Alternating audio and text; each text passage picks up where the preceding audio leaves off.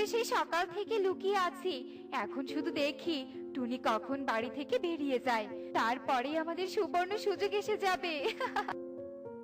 মা, বৃষ্টি আসলে তো আবার এই ঘর দিয়ে পানি পড়বে, তাই তুমি তাড়াতাড়ি এই থালার কাছে একটা মজবুত ঘর চেয়ে নাও।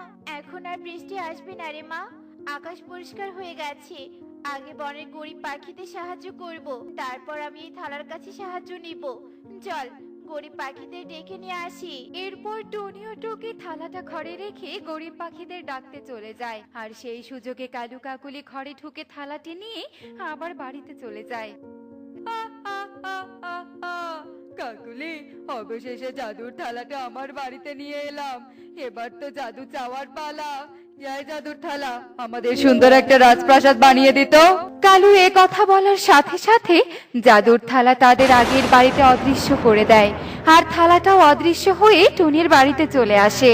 এ কি সর্বনাশ হলো কালু, জাদুর থালা তো আমাদের ঘরটা অদৃশ্য করে দিল, আর নতুন কোনো ঘরও না দিয়ে থালাটাও হারিয়ে গেল। এখন আমরা কোথায় থাকবো?